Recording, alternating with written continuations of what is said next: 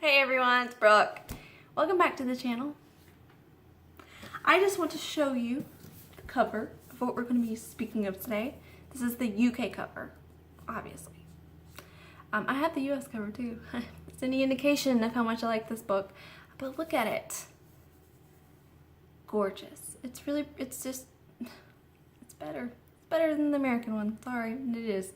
So I wanted to do a video about a book that I felt positively about because I feel like I haven't done one of those in a while. I feel like there's been a lot of negativity on the channel.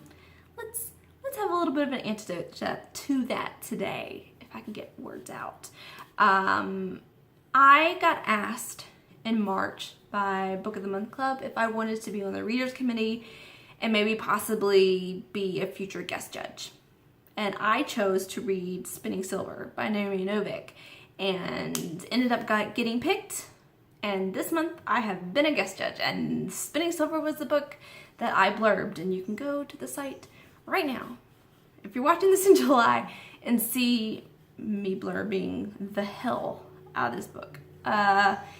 It was hard not to talk about this book in March because I loved it so much, and so I did talk about it. I let some people from my book club go ahead and read it, even though we're going to read it officially in August. I'm going to reread it because I loved it so much, and it sort of took me by surprise because I liked Uprooted, but I had some problems with it, so I wasn't like enamored the way that a lot of people were, but I am enamored with this guy. And I bet not everyone will be. Some people are still going to love Uprooted more. But I think this book is like miles more accomplished than Uprooted.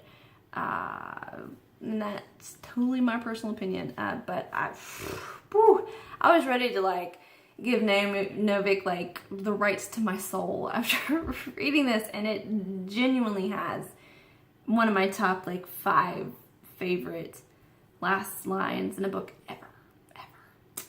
So anyway, Spinning Silver is a Rumpelstiltskin retelling, although I don't think Naomi Novic, what she does, I don't think it's retelling. I think that's the wrong word. I think she does adaptation. So she takes parts like some bones and some ideas and from Rumpelstiltskin, and she weaves them together with like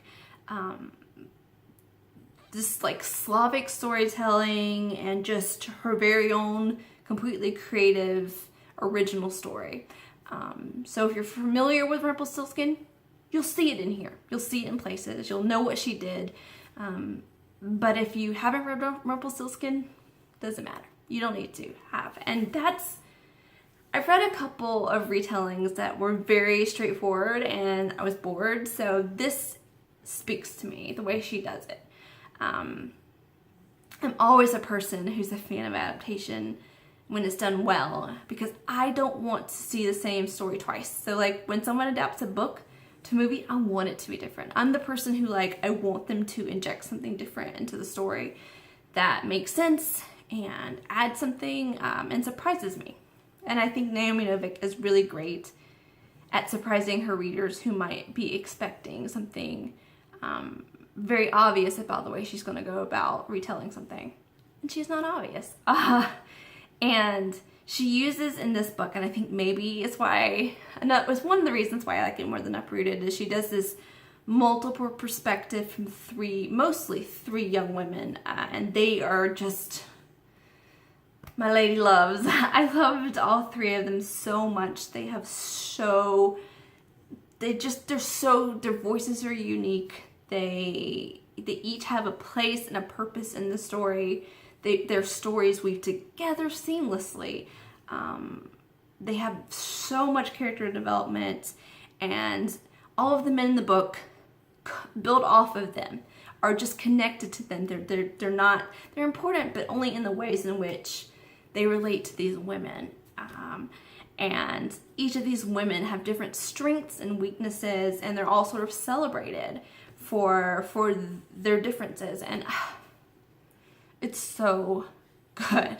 So our main character, the one that we're going to follow most heavily throughout the story, her name is Miriam. She's 16 and she lives in this like icy little village. Her family is Jewish, and as is Naomi Novic. So she is having quite a real conversation about a lot of Jewish stereotypes here. So that's just another element that she's throwing in and weaving with everything. Because Miriam's dad is a moneylender, and he is not a very good one. He is unable to kind of toughen himself up to go back and collect the money due to him. And so their family is facing starvation, and Miriam takes it on herself to kind of harden her heart and to go out and to get the money. And I loved her. I loved her from minute one, just seeing this 16-year-old girl just, you know, put on her big girl boots and just go get shit done. Like, it was inspiring. I don't even know. It sounds so cheesy, but like, oh my gosh, like I just wanted to be her cheerleader. I think though that it might be difficult for some readers to connect to her because she is sort of putting distance and a wall between herself and her emotions. And so I think that wall is also going to be a little bit between the reader and Miriam. So I can see how some people might think the book is hard to get into for that reason. Didn't have that problem. I think Naomi Novic knew that people might, and so pretty quickly she introduces the second female lead, Wanda, who is just, she's just the heart and the warmth and the love, and the perfect antidote to Miriam. But they're both awesome, just in different ways. And one of my favorite things about books is when you have multiple female characters who are very, very different, but all of their differences are respected and important and valuable. Because women aren't the same. We're not a monolith. You don't, like, this like strong like warrior woman stereotype is not the only way to be strong. And so I like when writers and people understand that and embrace that. And Wanda just, I had a friend who was reading this and she would text me updates, and like a lot of them were just hard eyes and like, Wanda. And I was like, yes, Wanda, she's so great. But Wanda comes from sort of meager means as well. Her family's poor and her dad is terrible. Her mother's dead and she's trying to look out for her two brothers.